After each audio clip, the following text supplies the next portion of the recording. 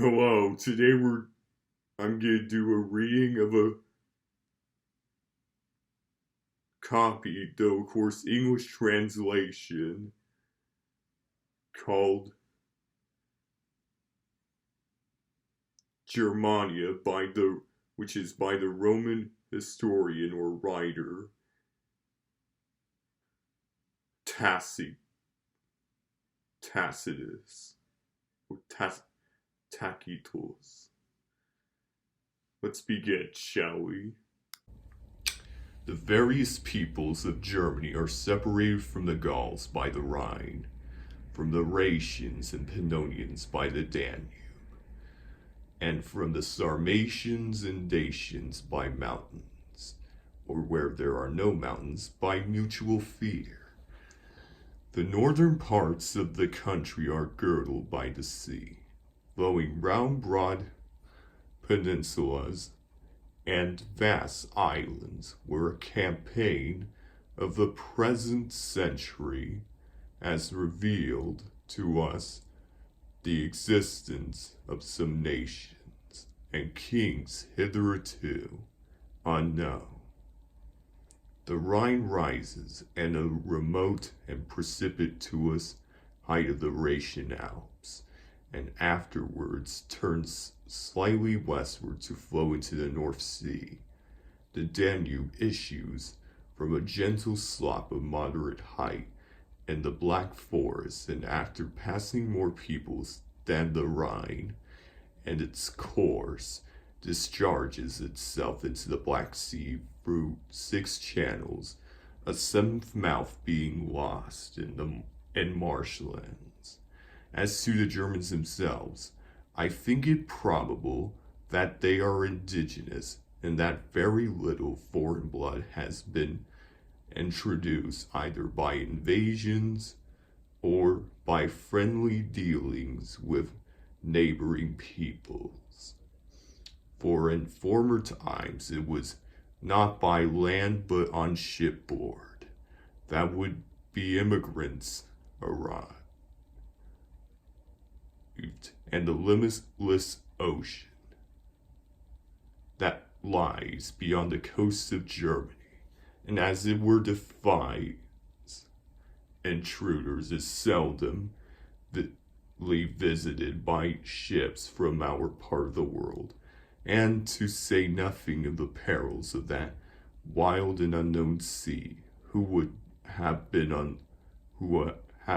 likely to leave Asia Minor, North Africa, or Italy to go to Germany, with its forbidding landscapes and unpleasant climate, a country that is thankless to till and dismal to behold for anyone who was not born and bred there. In the traditional songs which form their only record of the past, the Germans celebrate an earth-born god called Tuisto.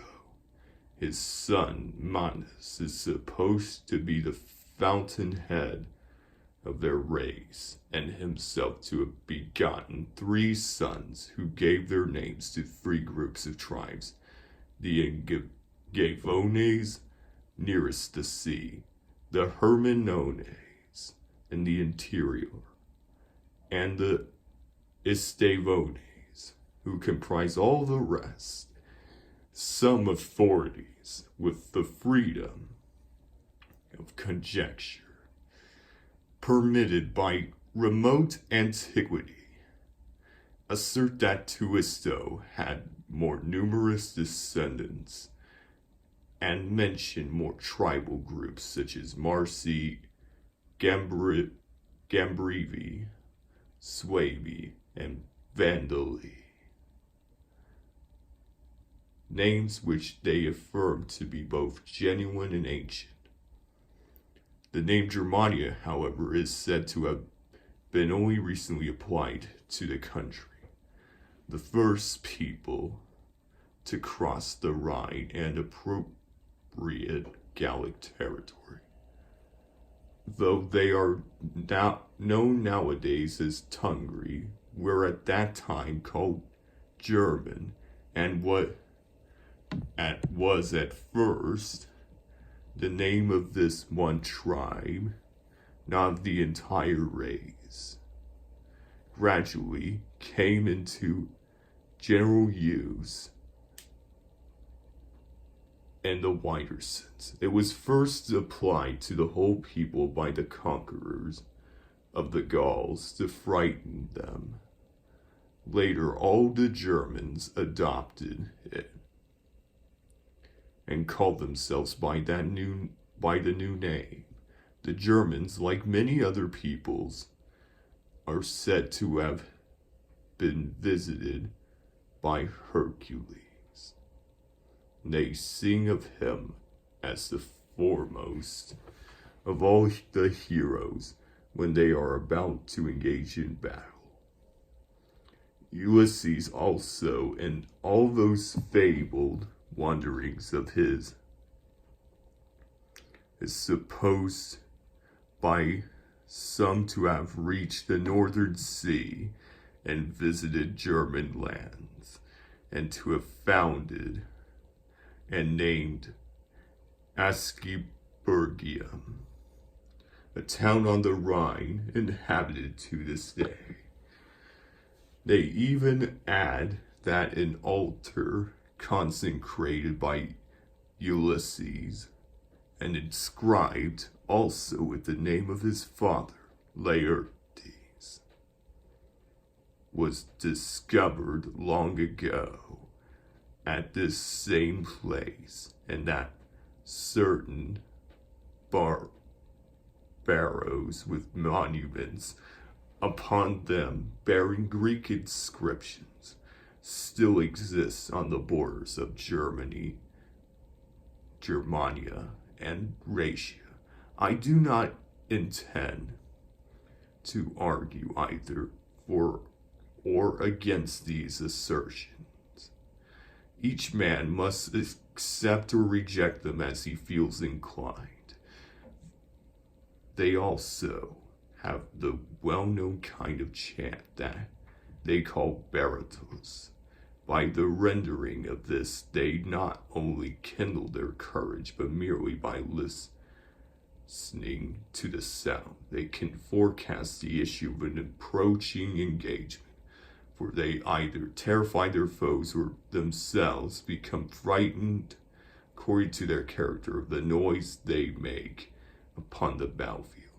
And they regard it not merely as so many voices chanting together, but as a unison of the lore.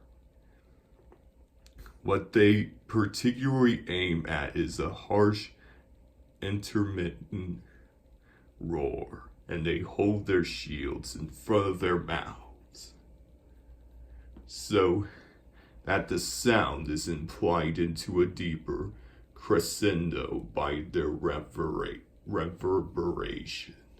For myself, I accept the view that the peoples of Germania have never contaminated themselves by intermarriage with foreigners, but remain of pure blood, distinct and unlike any other nation. One result of this is that their physical characteristics, insofar as one can generalize about such a large population, are always the same: fierce-looking blue eyes, reddish hair, and big frames, which, however, can exert their strength only by means of violent effort. They are less able to endure toil or fatiguing tasks, and cannot bear thirst or heat, though their climate has inured them to cold spells and the poverty of their soil to hunger.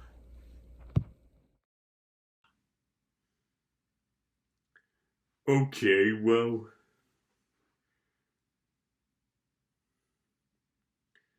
so yeah, though definitely this is a little bit of slander. This is definitely slandering. But yeah, nevertheless, it is a pretty good read, and a great way to get an idea of the Romans' perspective on the Germanic tribesmen.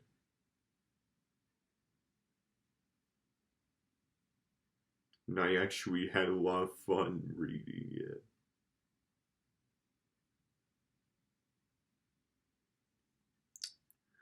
But anyway, as usual, thanks for watching. Leave a like and subscribe to watch more content on this show every day. And for part 2. But till then, thank you all for watching.